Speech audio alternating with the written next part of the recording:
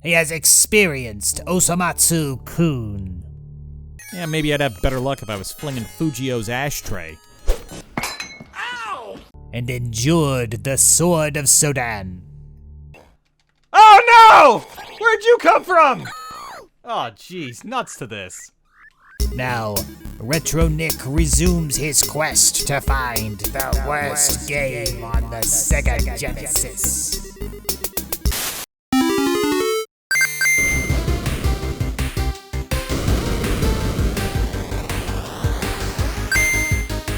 Hello, Internet, and welcome to RetroNick Relics, the show where I give you my 2-bit opinion on these 8 through 32-bit relics. Today, the search continues for the worst game on the Sega Genesis.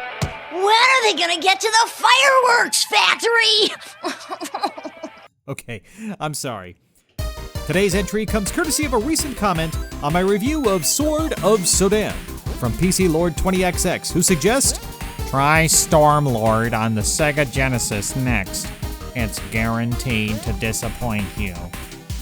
Well, I'm not one to back down from a challenge, so without further ado, Let's get this party started. introducing Stormlord, developed for the Commodore Amiga by Hewson Consultants and ported to the Sega Genesis by Razorsoft in 1990. Stormlord looks like the video game adaptation of a fantasy van mural from the 70s. Metal.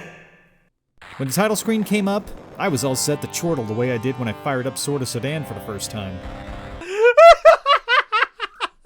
But, I gotta tell you, I was a little bit surprised. You see, when PC Lord 20XX said, it's guaranteed to disappoint you, he was right, but not in the way I think he expected. What a twist! Now listen, I can imagine a young, impressionable PC Lord 20XX picking up a copy of Stormlord at some point, expecting to play something amazing, and then getting let down hard. That, or he got his copy after Sega pulled it from store shelves and forced Razorsoft to take all the boobs out. There, I just saved you 2 long, boobless hours. Meanwhile, I was expecting something awful, but what I found was almost worse. What I found was a competent platformer with some killer animation that was downright playable. Boring! Seriously, I was ready for some hot garbage, and all I got was, well, I'm getting ahead of myself. You play as Stormlord, a mighty hero summoned to a once beautiful realm where an evil, rotten crone has been draining the land of its life force to preserve her own. Stormlord must restore peace and beauty to the land by rescuing the entombed princesses hidden throughout each stage. In the Amiga original, they're called fairies, which honestly makes a heck of a lot more sense when you look at this tiny woman on the title screen.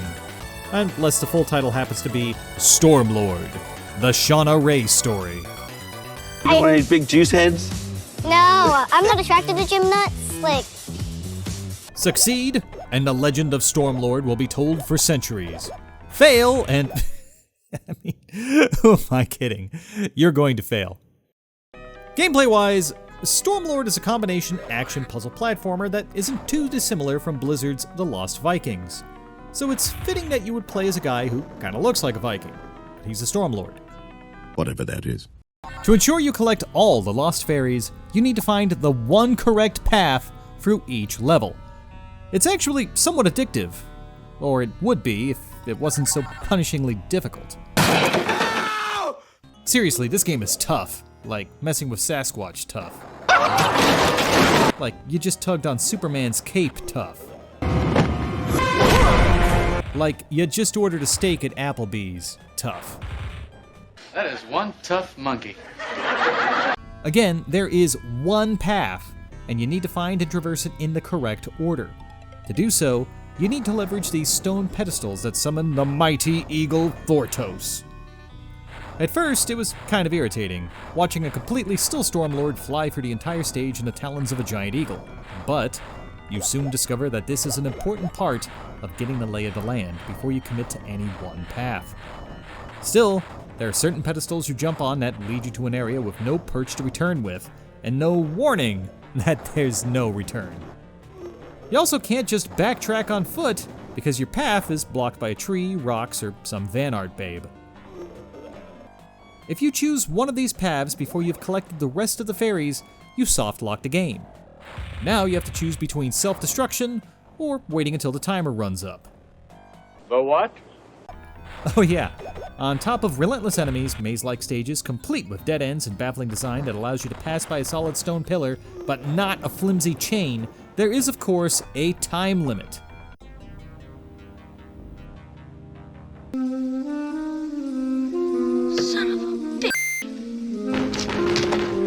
Combat in Stormlord is nothing to write home about. Pressing the B button unleashes your default attack, where our hero throws sparkles at his enemies to turn them into strippers. I mean, to dispatch them. It kind of looks like a sad Roman candle. Holding B and releasing it launches a magic dagger attack, which hits a little harder and flies further and straighter. Sometimes monsters will find themselves in a perfect spot to avoid getting hit, but that's only a minor annoyance compared to Osomatsu-kun's ludicrously short-range slingshot or Sword of Sodan's rigor mortis style of swordplay. There are some items to help you on your quest, but like Sword of Sodan, it isn't clear how to use them. You can pick up items by hitting button C, but you can't just use them with that button. That's because items either just work on their own, like the acid rain blocking umbrella and the winged shoes, or their purpose is to be swapped with another item. What does that mean? The honey pot is one such item, and it's used to lure bees away from items or areas you need to get to. But, and this is a big but, you can't set it down unless there's another item to swap it for.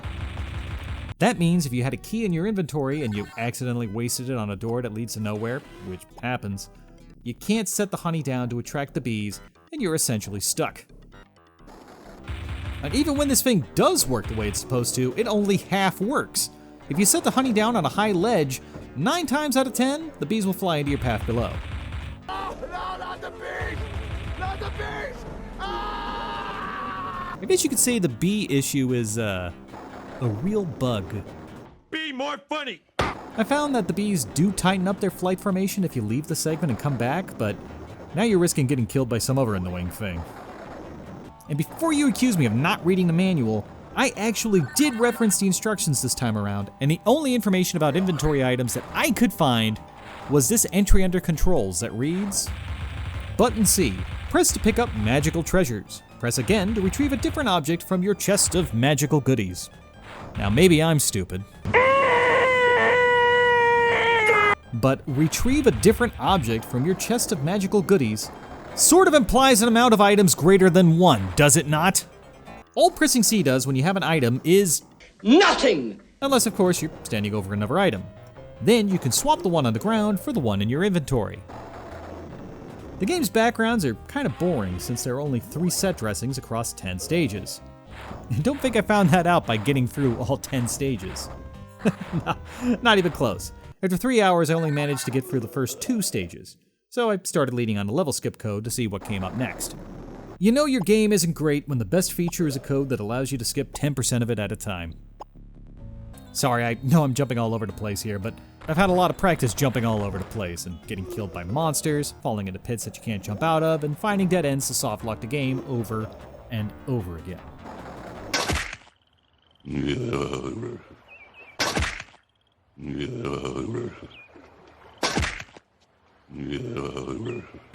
So, what do I think?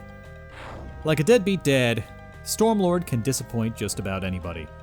Were you lured by the awesome title and killer box art only to find a mediocre puzzle platformer with limited graphics and an insane difficulty curve? Or were you looking for a really bad game with wonky controls, nonsensical action, and broken gameplay throughout? You know, something easy for a YouTuber to dunk on. Well, too bad there too. This game is just competent enough to be frustrating, but not so incompetent that it's unplayable or so bad that it's funny. Stormlord isn't unpleasant or awful, but it isn't all that fun either. This isn't bad. It's not that good, but yeah, it's not that bad. It's so-so. Yeah, more or less. I'm not exactly sure how I'd fix Stormlord's issues, but more variety in the visuals, a less steep difficulty curve, and a self-destruct mode similar to how you deal with getting stuck in Little Big Planet would all be steps in the right direction. I guess that's the greatest tragedy of Stormlord, really.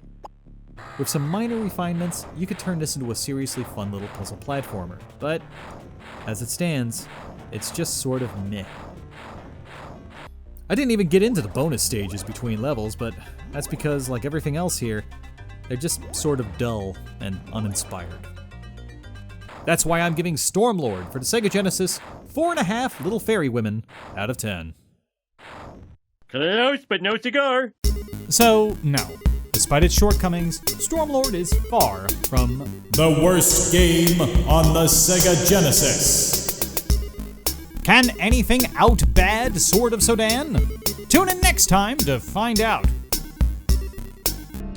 Oh boy, mail.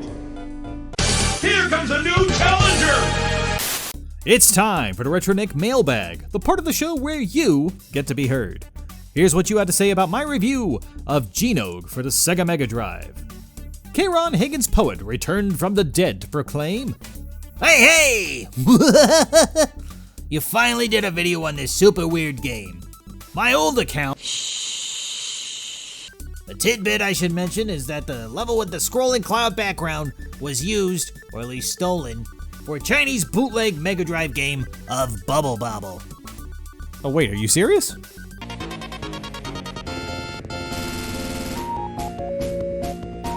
Oh, son of a gun.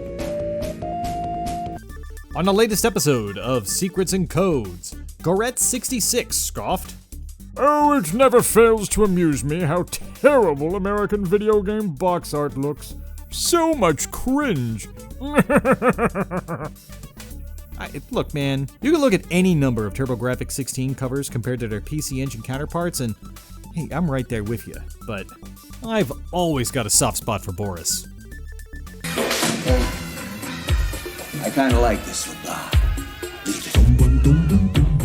And finally, Spirit Matthias weighs in on my review of Splatterhouse 3, saying, Your cutscenes made this unwatchable.